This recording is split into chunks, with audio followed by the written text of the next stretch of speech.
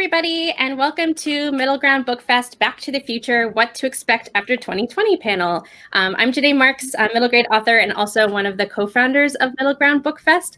And today we have a panel of 5 publishing professionals to talk to us about middle grade, why they love middle grade, and also what we might expect in the future of middle grade. So let's go around and introduce yourself, say your name, say your title, and say whether which publisher or literary agent you are with. So you can start with Kaitlyn.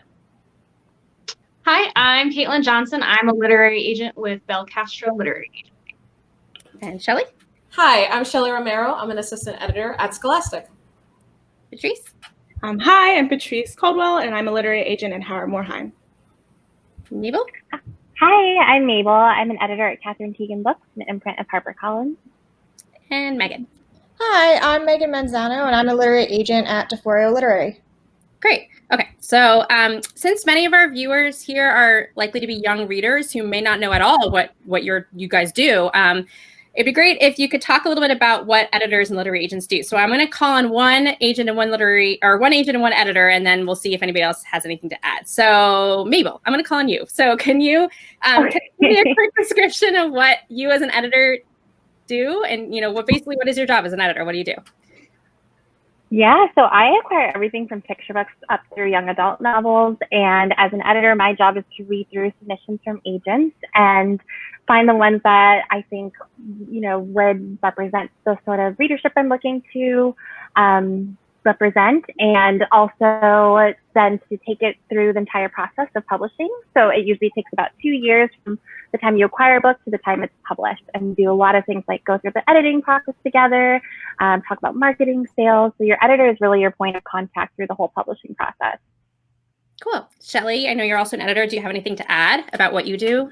I think Mabel nailed it. I mean, a lot of it is, communicating with the authors, but we also are really great big communicators with all the other departments that, help make a book. Because it does take a village. And like Mabel said, it takes anywhere to 2 years or more to make a book. And it's a lot of people involved. So we're like the middleman in it. Okay. And Kaitlyn, can you tell us a little bit about what you do as a literary agent? Sure. So we always talk about this with some people and they're like, I've never heard of this role. And the way I've kind of condensed it down is saying that just like actors need an agent to get movies, writers sometimes need an agent to get their book published. We're kind of like Shelly just said, we're that middleman as well with the writer and then the editor. So we'll go through a bunch of manuscripts and we will work with the writer to get it to the best it can be. And then we'll send it out to a bunch of editors and hopefully make a connection. And then the contract comes in, we help them negotiate that contract with the editor. So we're kind of the nuts and bolts there when somebody decides that they want to use an agent to get their book published. Great. Patrice, do you have anything to add about what you do as a literary agent? Well, I mean, I would just add because I think, in part because I used to be an editor, I feel like I don't really think the agent's role ends when we sell the book. I feel I'm like super hands-on. People who work with me know that. I really like to make sure, I'm kind of like asking questions about, okay, like, this is about the time we should be getting a marketing plan. Do you have any kinds of ideas? I try to bring up things about blurbs. Like, I'm like, okay, like, this is about the time we should be sending things out, especially if I'm working, with like a junior editor. Like I try to help them as much as possible by using my own contacts. If I'm like, okay, like I'm happy to send it out, for blurb, so you don't have to, things like that. I really try to look at it as like, yes, I represent the author, so that means I am leaning towards them, but it's like a partnership between me and the editor. Like I'm there to support them. If there's like a difficult conversation that needs to be had, I want them to know that like I'm their first resource, Okay, I'm just going to add, since some people may not know what a blurb is, basically that is like the quotation from another author, right? That goes on the book, sort of praise, advanced praise for the book from another author that will go on the back cover. A lot of times we see it on the back cover. Okay, what about you, Megan? Do you have anything to add? I think Kaitlyn and Patrice nailed it, especially like the relationship that comes after. Like it's not just about selling the book, but ideally if you work with your authors long-term, you're helping them also like develop books and ideas, and you work with them hopefully ideally for like the long term, so they it's a career kind of job. Okay, great. So now my next question is sort of why middle grade? Like what do you all love about middle grade, and why do you choose to represent it or acquire it? Maybe we'll go in a different order. Do you want to start, Megan, this time? Yeah, sure. That works for me. I really love middle grade because I think it's such like a crucial time period for a lot of children. There's a lot of change happening. There's kind of a lot of like that like first discovery kind of aspect in middle grade. There's kind of like this whimsical, I don't know, like atmosphere to a lot of middle grade. And I really just like the time period where things are beginning to change and like kids are starting to figure them out. They're starting to have their own ideas and opinions. And I kind of just like middle grade across like all genres, because you have contemporary middle grade, so like, you know, that's every day and what's happening. You can kind of see kids reflected in today's atmosphere, but then you have like fantasy or even like science fiction where you have kids discovering stuff and learning stuff in, you know, a speculative atmosphere, which is really cool. And I think just like kind of like the newness and beginning to understand yourself and kind of what you're starting to believe is really special, and like that's what you capture in middle grade. That's different from like young adult and like very different from adult. How about you, Mabel? Yeah, I love working on middle grade. I think it's like, it's this time when I think authors really start talking up to kids. And that's, I think, really important. And I really enjoy working on middle grade, especially that like balances tough topics really well, such as yours today. And doesn't shield them from the sort of realities that kids really do live in every day. And that's what I think makes middle grade so special. It's like it's when authors are really starting to talk more about like tough topics. And I think picture book authors do that too, but there's like a difference, right, between like 500 words and 50,000 words. So yeah. What about you, Patrice? Yeah, I mean, for me, you know, I think I do lean more towards like nonfiction middle grade, but I would say especially contemporary fantasy and fantasy middle grade. I think that's like, for me, it's all about like that grand adventure, and I think that's the age when I remember really getting into fantasy. You know, where I felt like my parents had like, you know, were like fans of all these different things, but like it was the first time that like I went out and I went to the library and I explored on my own. And so I think those are the books that you remember. When people talk about their favorite books, they're often the books they read during that critical age, you know, of middle grade to like young adult. And so, yeah, I feel that it's just middle grade's kind of magical. And I think when you get that winning combination of just like that perfect middle grade voice and the balance between the humor and the heartfelt, and, you know, like people have said, just like you can touch on a lot of tough topics, especially in, you know, middle grade fantasy, while also it being just like a really amazing, fun adventure. And I think that's not an easy thing to do. And I love reading those stories. Great. What about you, Shelly? I agree with what everyone said. I really do love middle grade for that reason of the fact that like this, like Patrice said, this is the time when like kids are starting to go out to the library by themselves, or, you know, if they get dropped off at the bookstore, you know, when we could go into bookstores, you know, they're just going and browsing the shelves by themselves. I just remember English is my second language. I learned how to speak English really young. My first language is Spanish, but like, you know, I had those picture books, but like the books I remember being so foundational to me being a reader and such a bookworm are those like middle grade books, right? And, you know, I feel like you really do grow through your middle grade reading, and it can just make long lasting, like, and we can make kids have that long lasting love of reading. Awesome. What about you, Kaitlyn? So obviously I agree with what everybody has said. They've all pretty much nailed it. I think for me, it's that time of your life where it's that anything can happen persona kind of clashes in with the reality of life and the themes and stuff that you have to merge it. And I love seeing writers being able to do that, where, like Patrice said, you have this fantasy, amazing world, amazing thing, but we're still dealing with things that every kid deals with every day. And they somehow find a way to make it relatable, despite it being like on a planet 800,000 light years away from us. So I love middle grade because of there's just so much potential behind it. And authors they never cease to surprise you with how they do things. Yeah. So as a follow-up to that, I'd love to know what some of your favorite middle grade books are that you've worked on. So maybe we'll go back in the opposite order again. So Kaitlyn, do you want to start with some of the favorite middle grade you've worked on? Yeah, so I have two middle grades for clients that are coming out next year. One is The Secret of Star Whales, and it's sci-fi, and it's just so much fun because the characters are pranksters. So the entire time we're just, running away. And we comp it kind of like Doctor Who meets Magic School Bus. And I'm a huge Doctor Who nerd. So that just made it the most fun thing for me. And the fact that there's whales in space. I mean, how can you not?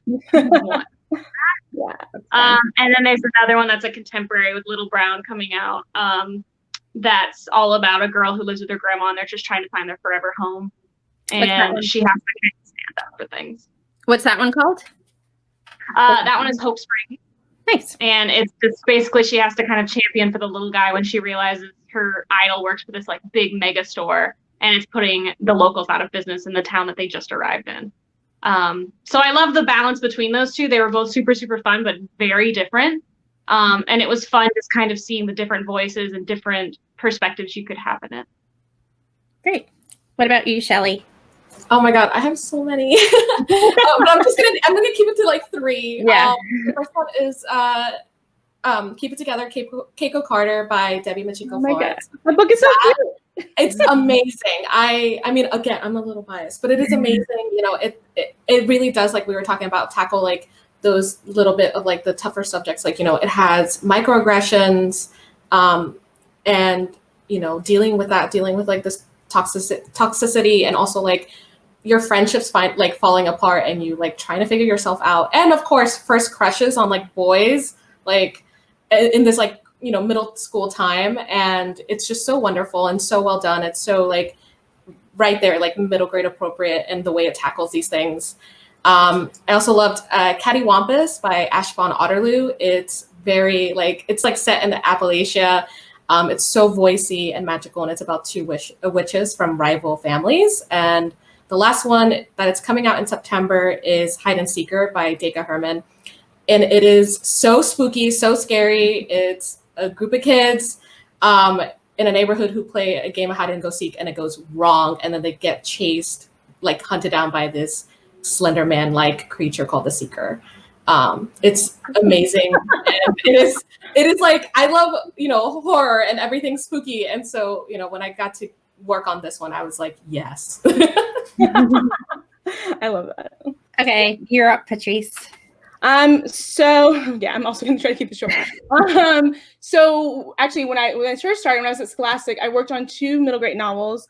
And so I worked on a bunch of middle grade in Scholastic. I assisted on a bunch of middle grade. But I worked on The Serpent's Secret, which was my first acquisition as an editor. And then which is this middle grade I haven't pitched this book in a long time. It's a middle grade fantasy book about this girl she's Indian American, and she lives in New Jersey, and her family always calls her a princess, and she's like, we're poor, so I can't be a princess. And then her parents disappear, and she gets like taken to this like other dimension, and then she's like finds out that she actually is a princess, and she has to like kick butt and save her parents and save the day. I also started working on Clara Boatega's Ghost Squad right before I left, and the book just came out, and it's absolutely fantastic. It's like 2 girls, Dominican folklore and magic, and just really heartfelt and spooky. And then 2 of my clients, well, actually more than 3 of my clients, there's Tristan Strong Punches a Hole in the Sky, which is like in many ways like a book of my heart. People are not supposed to have favorites, but I think it's the book that I wish I could have given my younger self. It's about this boy who lost his friend. He gets sent to this world where like African folklore heroes and Black folklore heroes and African gods are real. And I think it just like, I don't know, it's like to grow up like hearing about all these stories, and then to, for the first time in my life, like see a book in which like I'm represented was just, I can't even like explain how that feels. I mean, you guys get how it feels, And so, and then 2 I recently sold that aren't coming out for a couple years. There's Nina Varela. She's a young adult author, and she wrote this middle grade contemporary fantasy that like centers this queer girl who goes on a chase through parallel worlds. That's a very common thing with my clients. And then Julian Randall's middle grade, which is Dominican folklore, and it kind of pulls in Dominican history and folklore because it's based on the Trujillo's regime, and so it's just like it's really, he does some really smart things with history and teaching history to young kids, but in this fantastical way. So as you can tell, I really like magic. Mabel? Yeah, so middle grade. I mean, Janae, I obviously have to plug your book. Full disclosure, I did not tell her to do that, but I appreciate it. I mean, that's why I'm here, right? Yeah. So obviously, From the Desk of Zoe Washington is a great middle grade that everyone should read. It's got mystery, complicated friendships, a really supportive family, cupcakes involved. I mean, it's got a lot of the things I really love in middle grade and done so well, balancing like tough topics again with like true, I think it really authentically captured what a kid in middle grade, that voice was so true. So Janae, obviously a big fan. and then I also have a book coming out next winter, so early next year, called One Jar of Magic by Corianne Haydu. And it is all about this girl who is meant to be the best like magic capturer in her town. She's born to like a really famous magic capturing family, and everyone expects her when she turns 12 on New Year's Day to capture the most magic just like her dad, except she only captures one tiny little jar of magic, and she's like instantly shamed by her family, by the town. And you think it's like this story about like magic and kind of like wishfulness and what can magic do, but it's also really about like expectations and tough families. So there is like a harder element in the book with parental abuse, domestic abuse, but it's done in a way where it really captures what's the best way to describe it? Like, it answers the questions of like, how do you end up in those situations? How do people get away with that? What are the complicated feelings with family when it's someone who's supposed to protect you and love you who's doing these things? So I think she handled that so expertly. And then on the complete opposite end of the spectrum, I have a middle grade graphic novel coming out with Ken Mugg, who is a Filipino author illustrator. He's got this fun graphic novel coming out about a little girl whose villain name is Mischief and her side cat is named Mayhem. And together they just do like really silly pranks around the town, like steal all the town's toilet paper, which like was a thread he came up with before the pandemic even hit, and then it became very real. And it's so much fun, and it's she's just like eating Asian snacks the whole time, and you find out like her origin story, and it's great. So those are my three. Awesome. Megan? Yeah, so I'm going to give like two examples. I can go on forever, but I'm going to give my two because these books are still on sub, but I love them dearly. So one of them is basically about this 12-year-old girl named Maisie. It's a contemporary whose parents send her to live with her aunt in Scotland because she basically has to find herself. Like, she's obsessed with art, but her parents like, no, you should like get some more hobbies. And the reason why I fell in love with this book is because she's the sassiest 12-year-old like there is. Like the way she like thinks about things and like describes things, I was like laughing out loud like pretty much for like the entire book. But like what my author does really, really well for this book is also talks about like difficult topics or like topics that can definitely come up at that age. So there's microaggressions, there's kind of like beginning to discover that you might be queer at that age, which I like want to see so much more of in middle grade. So I was just like, yes, all the way through. But it's like this really good balance between like figuring out like who your family is, like discovering your queerness, being like 12 and just really sassy and like breaking all the rules because like that's how you're gonna learn stuff. But it's like light and also dark at the same time, and I love it very much. And my other client's book is a like middle grade speculative novel where basically it also explores the tough topic of like parental abuse and like toxic behavior from your parents through like magic and imaginary friends. So basically the main character, Lori, has basically conjured an imaginary friend to kind of deal with all the stuff that's been going on with his parents. But it's another thing where it's like super hopeful and beautiful, and like that like there's that kind of darkness there, but because this child has magic and has the ability to imagine, like it works out okay. And it's just these two stories are just showing what I love so much about middle grade, of how you can use imagination and just like your own personality and just that change to like conquer anything, which is why I love it so much.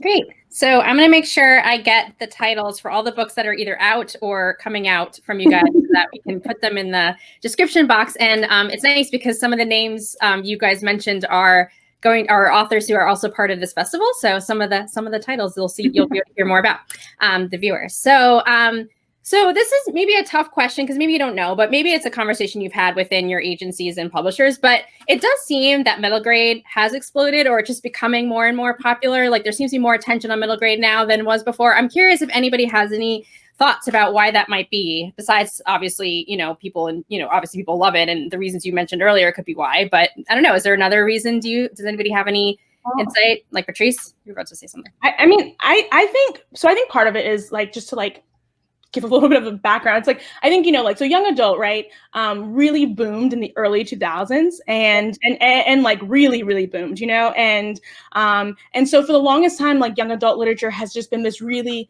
big, like, thing, right? And so I don't think young adult is dying. I feel like I think it's just like slowing down to being like normal, I guess, at a normal pace, And so I think what's happening is now people are naturally, and which happens in the industry, are looking for like a new avenue. And the fact is that like middle grade hasn't experienced the same growth, or hadn't experienced the same growth, right? So now we're getting a lot of things also that just work really well in middle grade. So there's a boom right now of really big interest in nonfiction, as well as a really big interest in graphic novels. And those two things work really well in middle grade.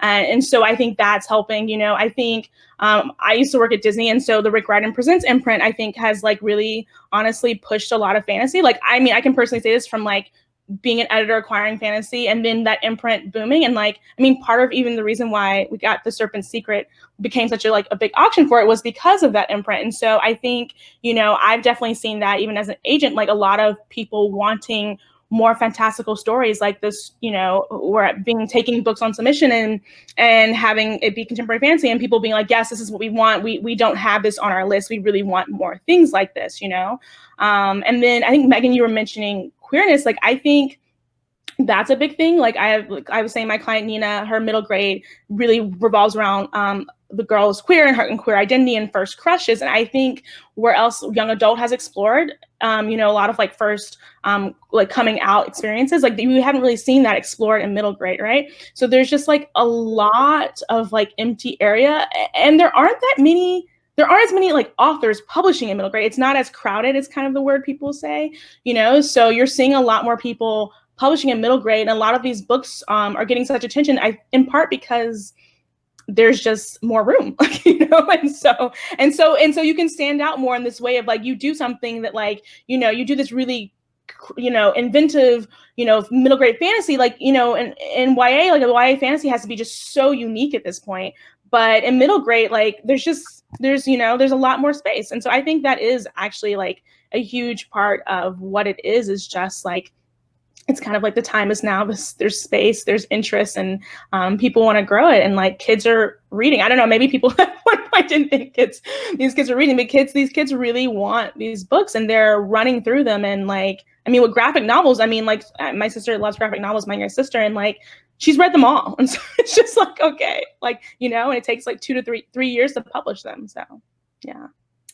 Yeah, I mean, does anybody else have anything to add to that? Either Shelly or Mabel, are you guys and your publishers, is there talk about wanting more middle grade? Is that something that is being talked about on your side too? Yeah, absolutely. And I also am just like, I get a lot of YA submissions, and I do love YA, but I really have just such a soft spot for the middle grade. And I feel like you can also just do so much. And I think the age ranges that encompass middle grade are also just really beneficial to that readership and the audience that we're publishing for, because you can have that lower middle grade that it's, a little bit younger and the content might be a little bit lighter, but then you can have that upper middle grade where it's like, I'm not quite yet a teenager, it's for that tween, and like you can talk about a little bit of like the tougher subjects, and so I think that's really awesome.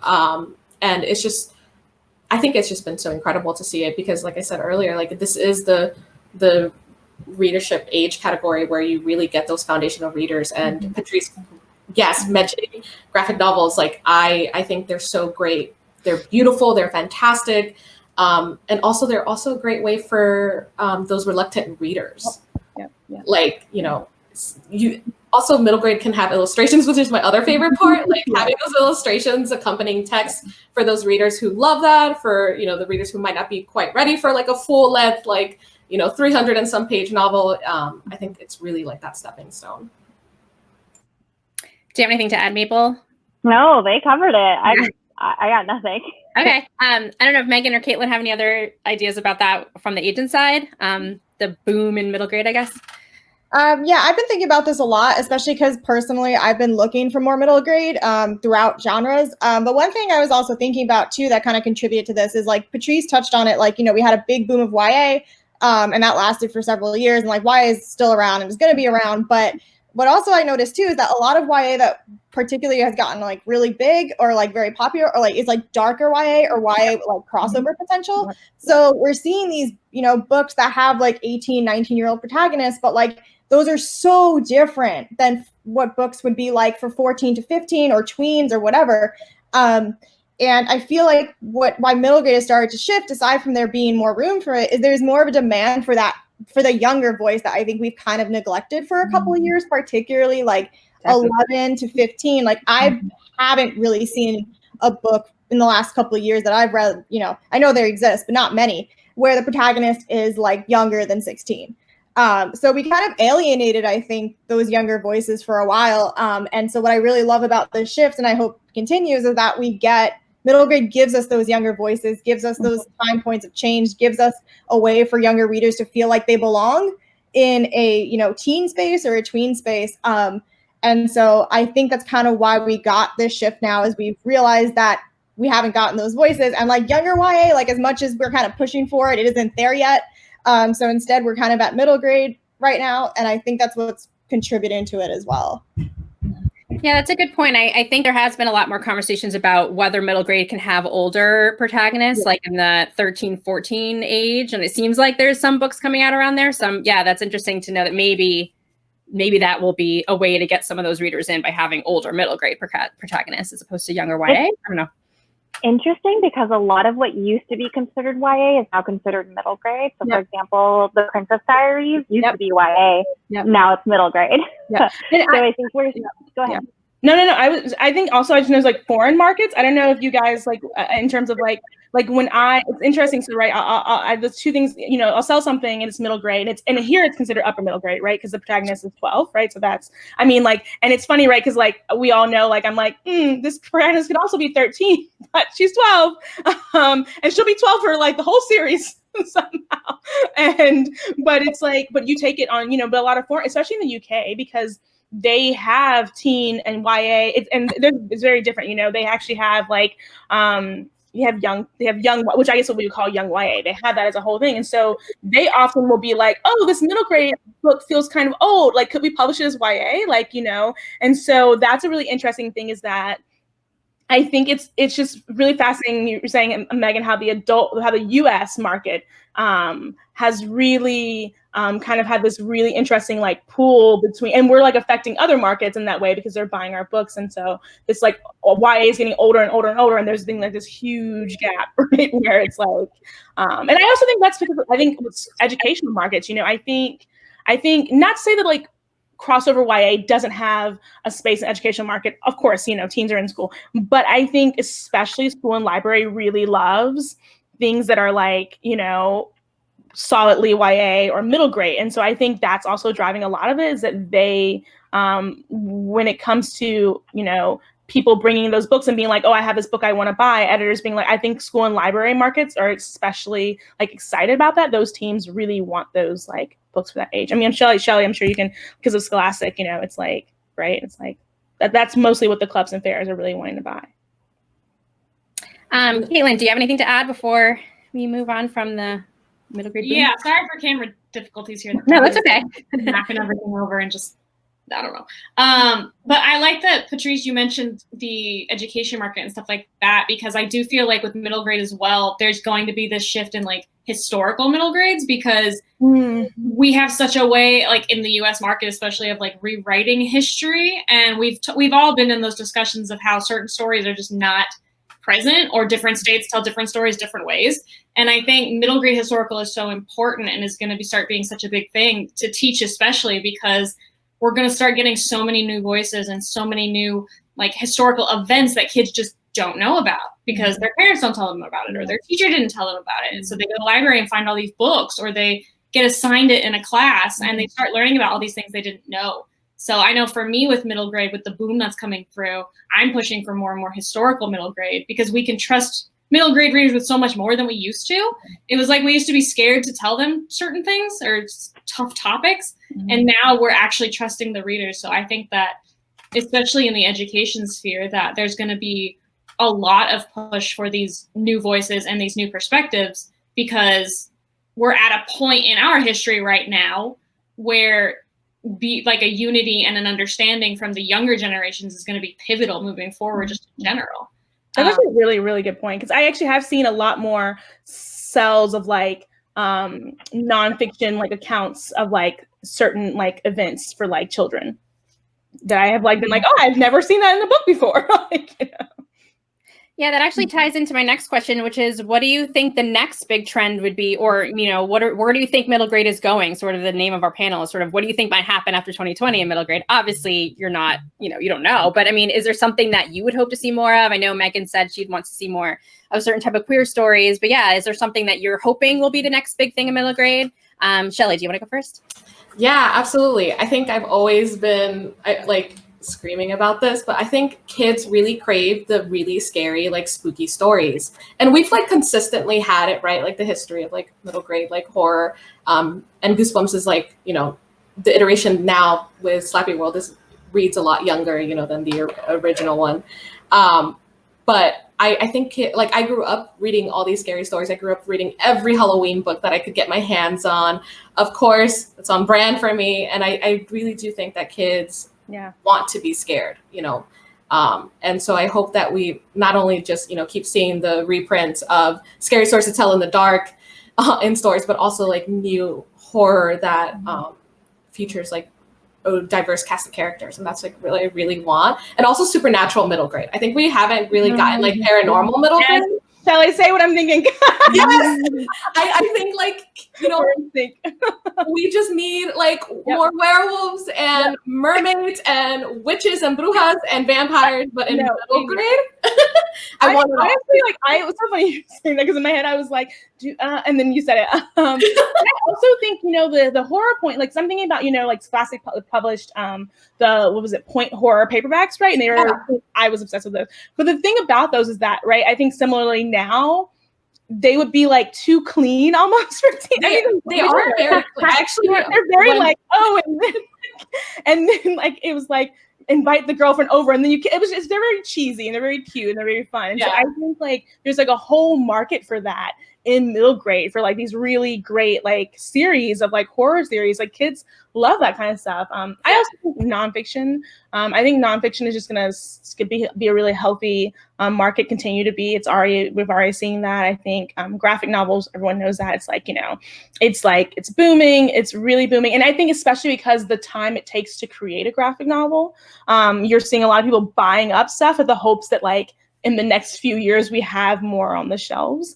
I don't know. I just feel like middle grade as a whole, I mean, I feel like I always want to see more fantasy. I think that's going to be a staple. I do actually think we're going to get a lot more, you know, coming out narratives and things like that. When I took in my client's book on submission, I think one of the things I heard so often was like people saying stuff, like editors being like, wow, like I've never read this before. And I'm like, oh, that's kind of like a problem that this is like, you've never read like we've never read like a queer girl in a fantasy novel. You know, I think a lot of people are starting to look at their lists and realize like the stories we've kind of omitted, because I think for so long we've been afraid of censorship. Like, I mean, you know, I remember like having that conversation when people were going to be like, if you're going to take that book, if you're going to try to acquire that book, you know, you have to be ready for like this thing to happen. But I think we're at a point where it's like, we need these stories, you know? Yeah, that makes sense. Megan, do you want to go next? Yeah, so I mean, definitely middle grade with just exploring more identities. Like I mentioned queerness earlier, but just like stories with protagonists who just aren't white. Like put it that way, we just need more diverse stories and diverse voices. But I also think what's going to come around too is maybe like the adventure kind of middle grade, or like the multi-series kind of stuff where like kids can follow characters for multiple books over time, like growing up, like how like they were big series where that happened, you know, for us as well. So I think that's kind of what we're looking for, especially like with like Rick Riordan's imprint, and just like seeing just new voices and new adventures that kids can follow with them and grow up with. And I think that's kind of like how we were kind of talking earlier, like that's how you kind of get new readers and you find a character that they love and they want to stay with them. And then suddenly they're teens and they're in YA and older and stuff like that. So I think that's kind of where middle grade is headed. And what I would like to see too is like another fantasy adventure or just some kind of like mystery that like kids can get hooked on. Like, I mean, I grew up on like, you know, Nancy Drew and Goosebumps and all that stuff, right? So like things like that like kids can really get attached to and grow with as like the series grow would be awesome. Yeah, they aren't really new. That's a great point because the ones that are popular have been popular forever, you know? Exactly. Kaitlyn? So we all know I clearly want historical to just this big boom because it's almost a form of fantasy for me because it's like different places, different cultures, different perspectives. Like it's something completely new. And I want to read all the ones that aren't like me because when I was growing up, I was so bored with a lot of the Nancy Drews and stuff. Like I love Nancy Drew, but then you've got Nancy Drew and House on the Prairie. And I just kept reading things that it didn't seem to change much. And so then I started growing up with stuff like Inkheart and the fantasy worlds became so lush and there was just so many different people. And I think that's going to be a big boom, obviously, because the voices are finally getting their due diligence, like they're getting the notice that they should have been getting all along. And I think that fantasy is going to start showing more depth with that, with middle grade. I think that we're going to get these deeper, just more encompassing fantasies instead of too surface level. And I like what Megan said, that I want to see LGBT like first crushes, like little queer, just starting off to have feelings in middle grade. I think that's going to be a thing too, because it's getting there. Like we're starting to get little hints here and there. Yeah. And I just think there's so many kids that are like very confused and don't know what's going on or don't know what they're feeling in that. And they're going to pick up a book and be like, it's starting to make sense. Like, I know that could have helped a lot of us growing up. So like, I think that's spot on of what's going to be coming. And so that paired with historical is like my big, like, let's please have that wave come in. How about you, Mabel? Yeah, I would love to see, like, I think what we're going to see more of is more stories that, like, I think sci-fi has been a really hard sell for both middle grade and YA for a very long time. And this is an issue, I think, that also has to do with shelving in bookstores, because a lot of kids right now, if they want to read a sci-fi book, whether they're in middle grade or YA, will go straight to the adult sci-fi section. Yep. So as a result, the books that are shelved in the sci-fi kids section, which kids, if you're watching, they're there.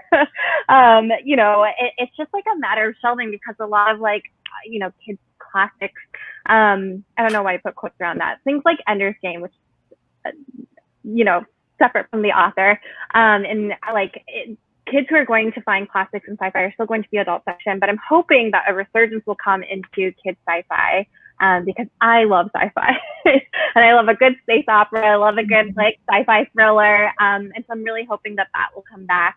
And I think if we keep pushing for it, hopefully it'll come. And then what else? And then also nonfiction. I think there's so much great nonfiction on the adult side about really random topics, whether it's like material sciences or like where your trash is going. And I think kids would love to find like more young reader versions of that, and not just like young reader editions of the adult book, right? But actually made specifically just for the kids. So I'd love to see more of that in middle grade, if not just as many random topics as possible. Yeah. That's great. So I did put a call out for questions before this panel, and I got one from a librarian that I thought was sort of interesting. So this might be more for Mabel and Shelly and maybe Patrice, because you did also work for Scholastic. Can you address, so basically she's saying, can you address the issue of some middle grade covers not appealing to the upper middle grade reader? So sometimes I guess the older 7th and 8th graders find some middle grade covers to be a little bit babyish. I wonder if you have conversations in-house about that when it comes to publishing the books that are meant for the older reader. Do you talk about, you know, how I mean, you guys aren't art directors and things, but maybe you're part of those conversations, you know, to how to get those books that are meant for the older middle grade reader to appeal to them while still looking appropriately middle grade, I guess. So I have a lot of thoughts about this. Okay. The first is that I think there's a misunderstanding about like what we label as a middle grade book and who it's for, because middle grade doesn't mean it's specifically only for kids who are in middle grade. Because middle grade, we really label as like 8 to 12. And by the time you're in 8th grade, you're not 12 anymore. So, and kids are always reading up right? Because they want to know what's coming next. They want to feel cool. And they want to make sure, like, I think it's a thing, like when you hold up a book on the train or at school or wherever in front of your friends, like you want to make it seem like the thing you're reading is cool. And so I get that, like, you know, maybe like shame around like kids feeling like, oh, this book is too childish. And so we do have those conversations a lot about like, what does it mean for it to be labeled a middle grade book? What sort of cover would represent like the tone and the reading level of the book? We talk about that a lot. And a lot of times it's just like a balance of all those things. Shelly, do you have anything else to add? Yeah, I think Mabel's on it, but also I think, you know, because it's middle grade, we do look towards, you know, who are the gatekeepers and the people who are buying them versus, you know, the consumers. And oftentimes, you know, we do have to play into, you know, the fact that these are educators, librarians, you know, teachers or parents buying them for their kids. Unless, you know, you got the $20 you get for the book fair and like you're getting to do it yourself. But yeah, you know, we, like Mabel said, we, you know, when we come up with the cover concept and we're, you know, talking about it with the designer, we are looking at, you know, what is the tone, representing the characters accurately. You know, if they're 12, we want to make them look 12. You know, we won't. If it's spooky, like, you know, what kind of spooky is it? And so those things are taken into consideration. Sort of as a follow-up, since Mabel brought up the concept that, you know, 8th graders aren't, by then they're like 13 years old, I guess. Do you feel like the market for books featuring 13, 14, 15-year-old protagonists is possible? I know that in the past it's been said because it's a shelving issue, it sounds like it's that's what it is. So is that continue to be the case? Is there does there seem to be any shift in that, or is that always going to be a struggle, do you think? I mean, well, so I will say, so when I worked at Disney, because I think one of the examples that works is Rick Riordan, because his books, so Percy, it's 11, 12, and then his other series kind of crossed over from like that all the way up until I think one of his characters is like 15, 16, right? So he kind of writes in all things, and obviously he's a mega bestseller, so you can kind of do those kinds of things. But that's actually been one of the biggest problems that I think issues that has come up, like especially with the Rick Riordan Presents imprint, because I think, you know, a lot of middle grade fantasy series, you rise, right? You know, like the characters, they don't stay 12 forever, they grow, right? They're gonna have more adventures. And I think it's hard because I think what's like people, you know, it's like with him, you know, all his stuff gets shelved together, right? So most stores at this point are just going to shelf his books together because they know that kids are going to go to the middle grade section, like in, you know, in Barnes & Noble would be in that children's books section. They know they're going to go there, and they shelve them all in the same area. But that's like a really big problem that's always been the case, is like the shelving space. I mean, I feel like everyone is like, yeah, cool, like let's do it, and then sales is like, you know, like, because yeah. Okay. Well, we're almost out of time, so I want to ask just one more question, and maybe we can make it like, you know, top, kind of like a speed round in a way. Like, what is your number one? So basically, the question is, what is your advice you have for aspiring middle grade authors, and also for anybody who might be watching that aspires to be an editor or an agent? What is your number one tip for those individuals? So maybe we can just go around and you can give your 2 tips pretty quickly. So, Shelly, do you want to go first?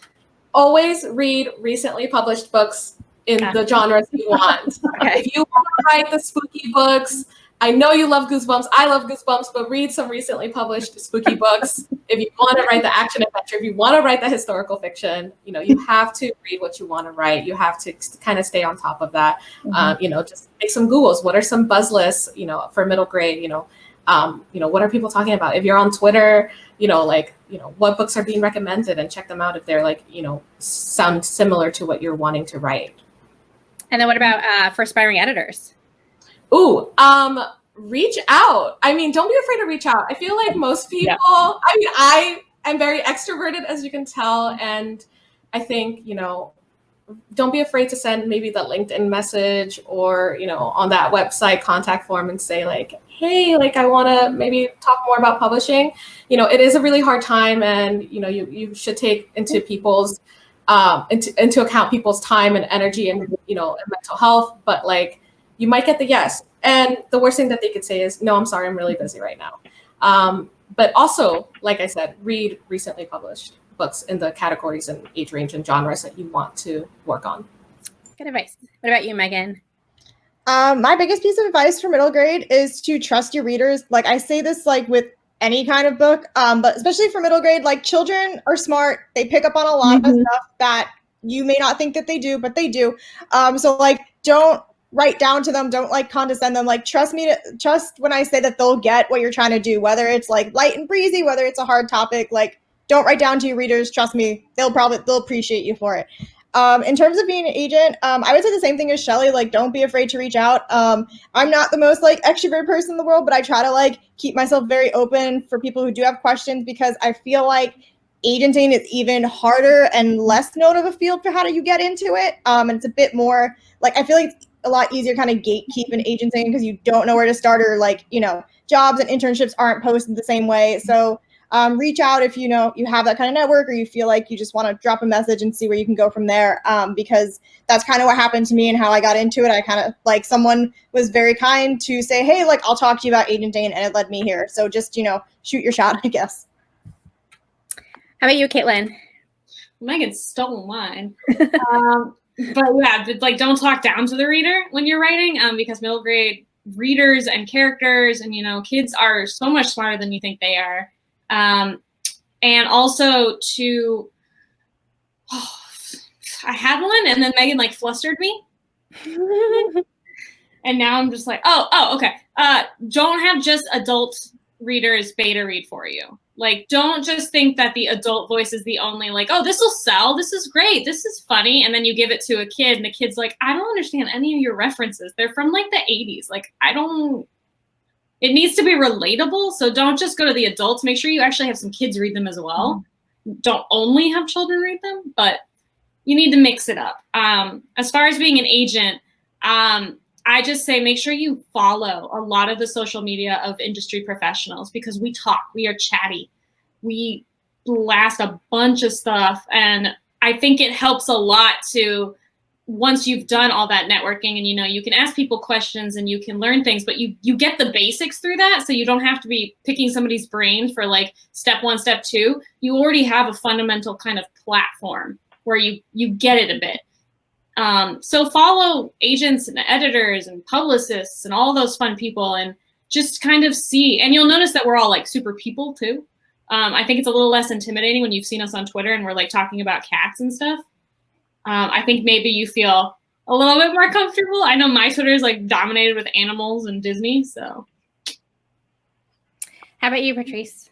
You know, I think Shelly's advice is like really applicable to everything. You know, I think one of the things I really try really hard personally to do is to read a lot. And I think people get into this mindset where they're like, oh, well, you know, I'm good. I know what I'm writing. I'm like, but I think it behooves you to read lots. You know, I think middle grade, you have to be really good. I mean, I think plot can always be worked on, but pacing, voice, character, those are things that just have to like, the character's voice has to like sing, you know, like the moment you open that book. You know, middle grade readers are the best and also super unforgiving. They will close the book and be like, I'm done with this, you know? And so, you know, I think you really need to know what's being published right now. And that's the way, and not so you can necessarily just copy it, but also so you know, like, you're like, okay, like I'm gonna do something different, but it's still, you know, contemporary. Like I think even if you're writing historical, it needs to feel contemporary. It needs to feel current. You know, you need to be talking to your reader in a way that they understand. You know, really tap into who you were as, and then that age, that 8 to 12 age, right? And so I think my biggest advice for agents is like, similar to Shelly, like get out there, you know, I think first of all, you know your books. It really helps to really know the market. Like, so be constantly reading, but then also get out there, you know, don't be afraid to meet people and introduce yourself to people. And I think what everyone's saying, like, it, you know, not just other agents, but get to know like editors and getting to know publicists and like, just like get to know the community you want to be working within. Great. And reach out. Yeah. And finally, Mabel. So everyone's talked a lot about craft, which is so smart, and it's all great advice. I think in terms of like mindset in being a middle grade author, I think this is applicable for any type of author, but to be a middle grade author, I think you have to just say like, I'm an author. Before you even published a book, you're an author the minute you have a story you want to tell. I think that's like my biggest advice is to like have that confidence to say you're an author. When people say, what do you do? I write. I write books. It doesn't matter if you're published yet, if you have an agent yet, if you have an editor yet. It's just, if you have a story to tell, you're an author. And then as for how to get into editing, gosh, it is so hard, especially if you're a person of color and you don't have those contacts that a lot of other people seem like they have, or you feel like you're already a couple years out of college and you know, it seems like a lot of editorial systems came straight from college. Like that was not my path. I didn't have like a straight path into editing. It was a lot of networking and constant interviews and just like pounding at people's doors until they gave me a chance, you know, and learning that the kind of like the language around like what people are looking for. So I think one of the best tips, especially if you're a person of color trying to break in, is reach out to other editors of color, because trust me, they're a very kind group of people who are willing to give their expertise and give you all the tips. So if you are one of those people, feel free to reach out to me. I think there's a lot of other great contacts out there for you too.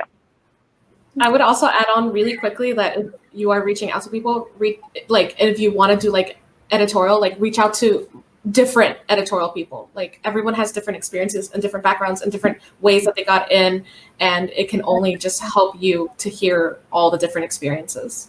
Mm-hmm. Thank you so much. I wish that we had more time so I can hear even more from you guys. You're all this has been really amazing. But yeah, no, thank you so much. We're at the end. So I hope you really enjoyed this, and thank you for watching. Bye. Thank you. Bye.